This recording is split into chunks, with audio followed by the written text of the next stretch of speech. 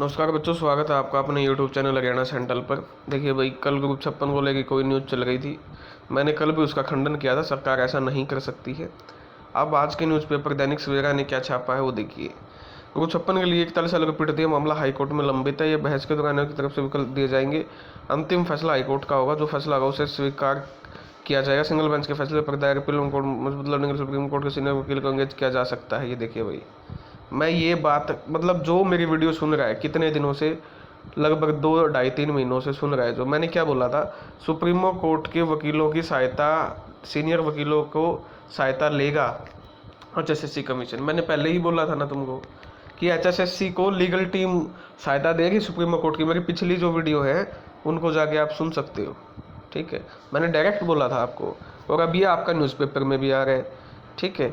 ज़्यादा मिलेगी उन्हें आयोग नोटिस जारी करेगा, ठीक। आयोग ने तय कर लेगा सीटी स्कोर गलतियां रहित होगा।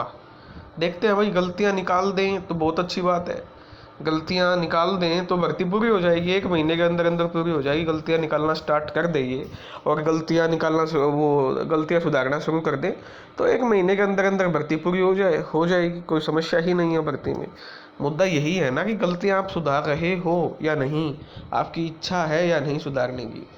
ये देखिए भाई, शामिल कैटेगरी के अनुसार ग्रुप सी के पदों के लिए उम्मीदवारों से ग्रुप में शामिल कैटेगरी के अनुसार प्रेफरेंस बढ़वाएगा। भर्तियां पुराने की बैठक की, मतलब भाई मुख्यमंत्री साहब ने बोल दिया है कि आप जल्द से जल्द इनको क्या किया जाए, आप भर्ती पूरी की जाए। पीपीएड जुड़ी दिक्कत करने के लिए मुख्यमंत्री ने पी उमाशंकर को अमल करने के लिए कहा है। मानकर दावा करने में काली चाय। देखिए, ये दैनिक सवेरा ने उठाया था कि मनोहरलाल का आयोग चाहे तो करा सकता है, यानी आयोग की मर्जी है। अब आयोग ही नहीं करवाना चाहता, सोना चाहता है तो और लेट होगा। मुख्यमंत्री साहब ने तो कह दिया भाई करवा लो फिजिकल वेरिफिकेशन, 1 महीने में फिजिकल वेरिफिकेशन हो जाएगी। अब चल रहा सितंबर अक्टूबर तक फिजिकल वेरिफिकेशन हो जाएगी, साथ में आपका ग्रुप डी का एग्ज़ाम हो जाएगा।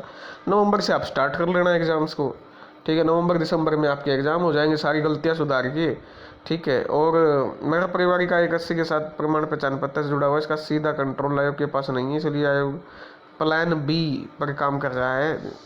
परिवार के उन्होंने बदले कर लेने का दावा करा, उनकी परिवार का एप्लीकेशन पर जरिए करेगा।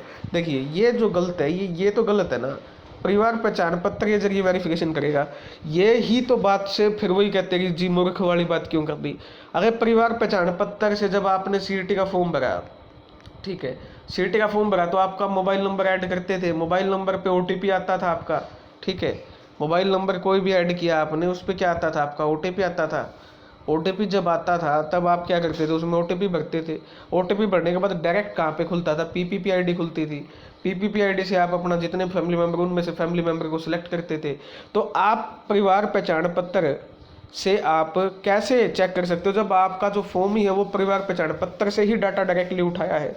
इसी बात का तो विरोध है। आप परिवार पहचान पत्र से वेरीफाई कैसे कर सकते हो जब आपका डाटा ही परिवार पहचान पत्र से उठा है। मतलब जब आपने फॉर्म भरा था वो परिवार पहचान पत्र से उठा है डाटा, वहाँ से आप वेरिफिकेशन नहीं कर सकते हो। ये तो सब झूठी बात है। परिवार पहचान पत्र से ही फॉर्म भरवाते हो, परिवार पहचान पत्र से ही आप डाटा ले, तो परिवार पहचान पत्र वाला डाटा तो पहले है ही नहीं आपके पास। बच्चे ने कैसे इनकम बदल दी है बताओ आप।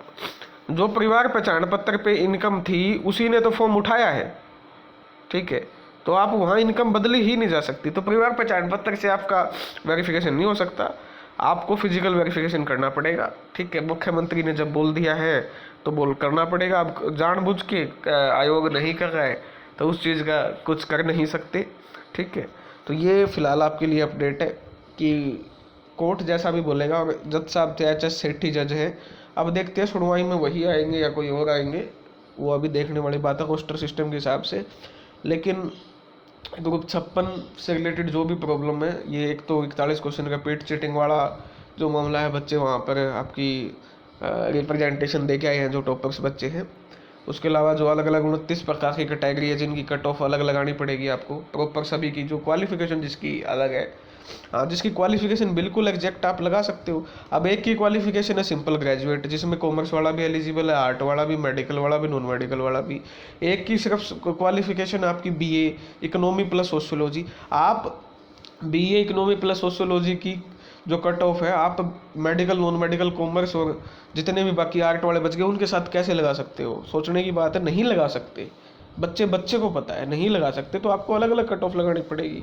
ठीक है, आपको जो 27,000 रिपीट हुए हैं 57 में, ठीक है, वो आपको एक अलग तरीका ढूंढना पड़ेगा कि ये जो बच्चे हैं ये रिपीट ना हो, इनकी जगह जो बाकी बच्चे हैं उनको मौका मिल जाए। आपने कानून गो इसकी क्या नाम, कानून गो की कट ऑफ क्या लगाई है? पटवारी ही एलिजिबल, उसमें अलग लगानी पड़ेगी। फीमेल सुपरवाइजर, फीमेल कैंडिडेट है, आपको फीमेल कैंडिडेट की अलग लगानी पड़ेगी।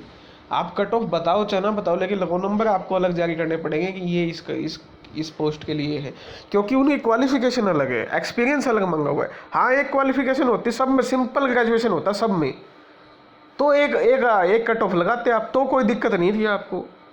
आपने जो बेवकूफ़ी की है या कमीशन ने जो मूर्खता की है जिस भी इंसान ने, आपने 56 ग्रुप में अलग अलग क्वालिफिकेशन के डाल दिए, लेकिन आपने ये नहीं सोचा कि ग्रेजुएशन भी अलग अलग प्रकार की है। जड़ बुद्धि हो आप। जब आपको पता है कि आप, या तो फिर आपको सभी में ग्रेजुएट वाली में ये लिखना था सिंपल ग्रेजुएट आर एलिजिबल, फिर तो मामला ही नहीं रहता। फिर ये जो रिजल्ट आपने जारी किया ये सही रहता फिर। ठीक है, किस मामले में? इस मामले में ग्रुप 56 वाले में। अब आपने ग्रुप 56 में क्या किया, अलग अलग क्राइटेरिया बना दिया। ऑडिटर का अलग क्राइटेरिया, प्रूफ रीडर का अलग क्राइटेरिया है, कानून गो का अलग क्राइटेरिया है, तहसील वेलफेयर ऑफिसर का अलग क्राइटेरिया है, इन्वेस्टिगेटर का अलग क्राइटेरिया है। जब क्राइटेरिया ही अलग हो गया तो कट ऑफ भी अलग लगेगी, कैंडिडेट भी अलग मिलेंगे। मेडिकल वाला बच्चा अब एलिजिबल है, मान लो मैंने ही एग्ज़ाम दिया है और मैं सभी के लिए इन्होंने एलिजिबल बताया हूँ। बताओ, ऑडिटर के लिए भी मैं एलिजिबल हूँ, कमाल की बात है।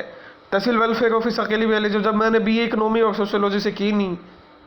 तो भाई इनकी अलग अलग लगानी पड़ेगी, बड़ा मामला है। रिपीट वाला मामला भी मैं बता चुका हूँ, उनका समाधान ढूंढना पड़ेगा। ये कह रहे ग्रुप में रिपीट नहीं हुए, भाई ग्रुप में रिपीट कैसे होंगे? ग्रुप में तो ग्रेजुएट है। ठीक है, ये ग्रेजुएट वाले जो बच्चे हैं जब ये +2 का एग्जाम देंगे 12th बेस का, तो ये ग्रेजुएट वाले डायरेक्ट आ गए ना यहाँ। ठीक है, 12th वाले जो बच्चे वो तो ग्रेजुएट में नहीं जा सकते, 257 जिनके पास सिर्फ 12th है, लेकिन जिनके पास ग्रेजुएट है वो तो सारे एग्जाम में जाएंगे ना। तो ये होता है रिपीटेशन, कि ग्रेजुएट में जो टॉपर बच्चा है वो यहाँ भी बैठा, वो यहाँ भी बैठे कोई दिक्कत नहीं है, लेकिन उसकी जगह जो एक्स्ट्रा बच्चा लेना है वो आपको लेना पड़ेगा सभी कैटेगरी से। ये नहीं है कि मतलब मान लिया यहाँ पर एक जो टॉपर है उसकी जगह जो 5 कैटेगरी है तो 5 बच्चे एक्स्ट्रा लेने पड़ेंगे उसकी जगह। ठीक है, ये होता है तरीका, ताकि कोई भेदभाव ना हो। रही बात आपने EWS के और 12 गुना बुलाए, नहीं बुला सकते हो आप। मैंने HPSC का आपके सामने प्रूफ दिखाया है, कैटेगरी टू कैटेगरी आपको बुलाने पड़ेंगे। कट ऑफ चाहे वो 99 पे जाए चाहे 98 पे जाए। ठीक है, अब BCA की कट ऑफ HPSC में पोस्ट ही एक थी।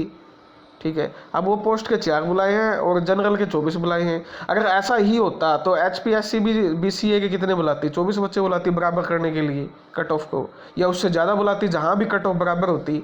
तो कट ऑफ बराबर नहीं हुई ना, HPSC ने भी नहीं की ना, वो सबूत है, वो वकील के पास जा चुका है वो सबूत। आप ऐसा नहीं कर सकते कमीशन साहब, चेयरमैन साहब, ऐसा नहीं कर सकते आप। आपने तो 70 से उठा के 65 कर दी कट ऑफ, ऐसा तो HPSC भी कर देगी। ऐसा नहीं कर सकते आप, बिल्कुल भी नहीं कर सकते, और आगे आपको इतनी दिक्कत आएगी। अब कुछ में तो BCA की पोस्ट ही नहीं है। BCB की आपने कैंडिडेट 10 गुना बुला लिए BCB के, इसका मतलब आप क्या चाहते हो? चाहते क्या हो आप, ये भी तो बताओ। तो ये एक बड़ी प्रॉब्लम है। उसके बाद जो फिजिकल वेरिफिकेशन वाला मामला है वो करना पड़ेगा आपको। आप 5 नंबर एक बार दे रहे हो, उसके बाद 2.5 नंबर एक बार दे रहे हो।